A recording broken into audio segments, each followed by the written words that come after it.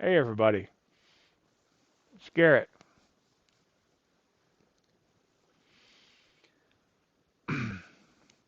So today, on this video, we're going to have a quick chat about ash management in your pipe and things you can do. They're pretty obvious, but it does, from one perspective, they're obvious, but it's easy to have the obvious things skip your mind. So I've got some basic, like Microsoft Paint illustrations about what I'm talking about because I've done some very mild preparation for this. So we have our chamber, right? You're going to fill that with tobacco, and then you're going to light it. And when you light it, you just want to get an ember going. There's various methods.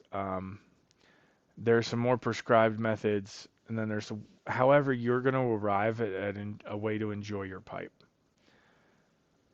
I I don't follow the prescribed methods, the normally prescribed methods, because it doesn't lead to a situation I'm enjoying as much as I'm enjoying it the way I am now with what I do now. So that's what I do. It's my tobacco, it's my pipe. I can do what I want to do. But the engineering principles are the same. You're trying to build an ember. Now, you don't want too much ash on top because you're trying to get the right mixture of oxygen and heat around the tobacco to achieve the flavor. Now, if you get it too hot, you're going to start to burn the tobacco. You're going to lose some of the flavors, and then things are going to kind of go downhill. And sometimes they don't come back, even if you slow back down. So you want to start off slowly. Now, what happens if you don't do your tamping is you've now changed the amount of insulating ash on top of the bowl there, and that's going to lead to lower temperatures even with airflow at where the ember is as it works its way down. Now that's going to lead to also reduced temperature or flavors, and the the experience is not going to be ideal. So when you tamp it down, you're going to end up back with this, slightly less ash. It's an insulating layer that will keep heat in the bowl, but you're you're not going to have the reduced temperatures just by tamping. Now, every now and then, you're going to want to just lightly, take one of the scraping tools, something else, or even just tap with your finger above an ashtray with the pipe upside down, and just let some of that free ash fall, because you still want to let oxygen through to the pipe, through the bowl. And when you do that, the more routes oxygen has, the more evenly it's going to burn in the pipe. Then it's going to be easier to keep it tamped properly, and it's just all going to work a little bit better.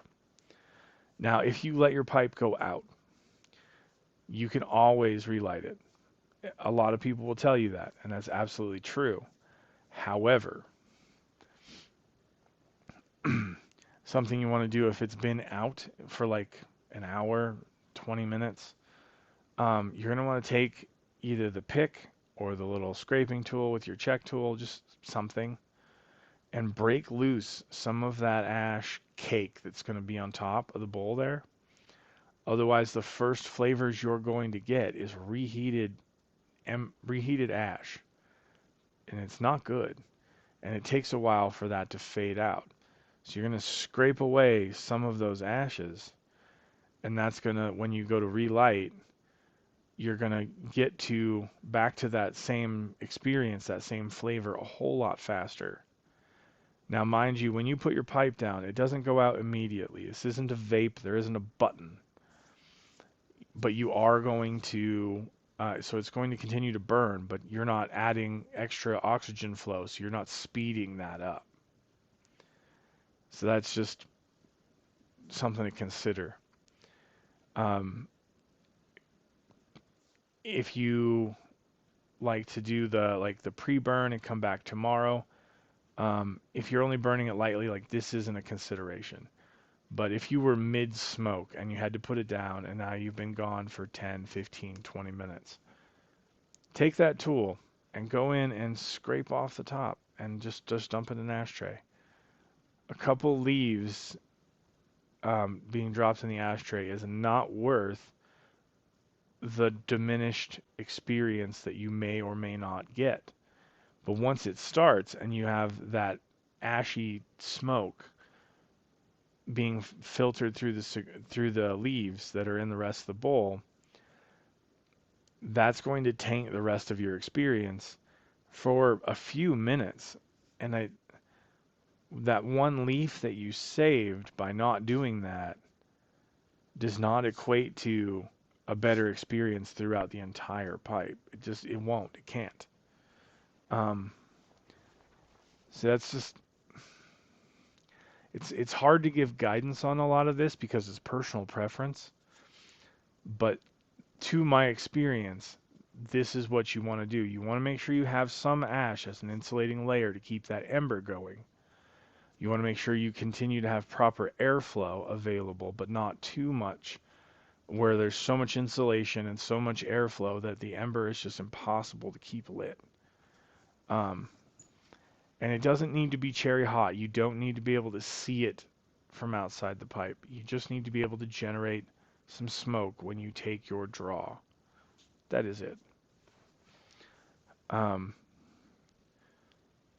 things like aromatics, wet wet options are going to be harder to keep lit and to get lit and have that ember going.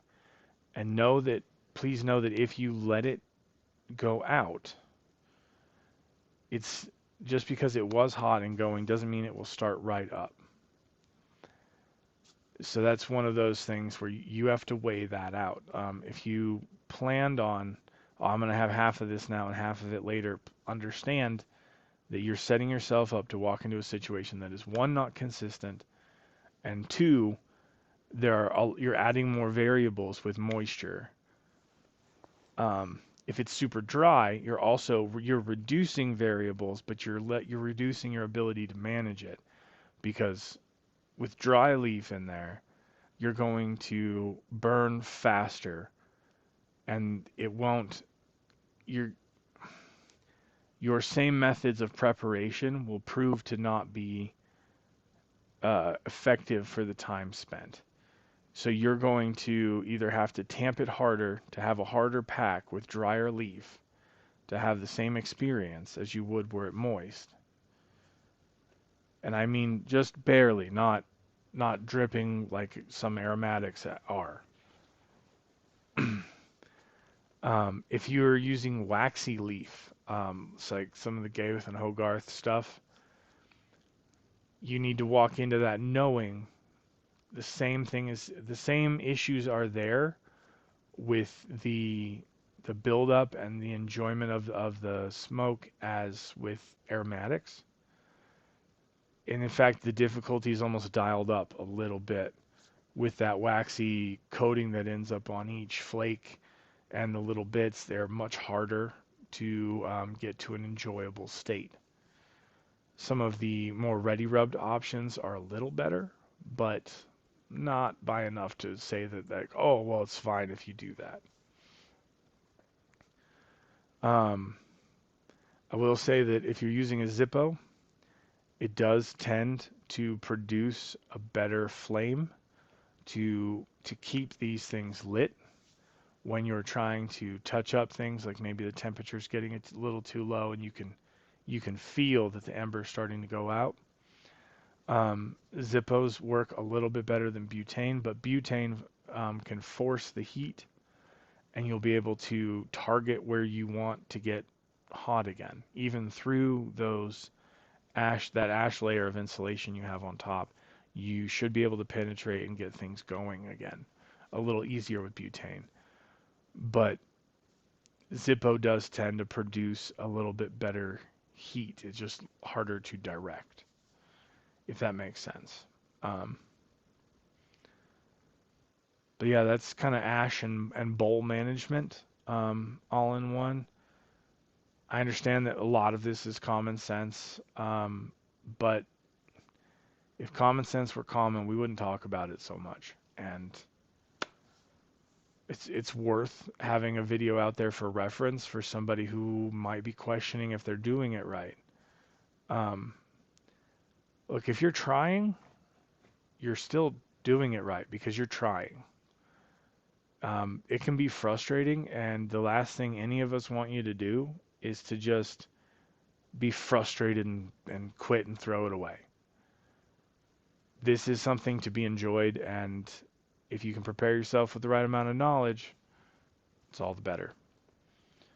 If you have any questions beyond this, feel free to put it in the comments.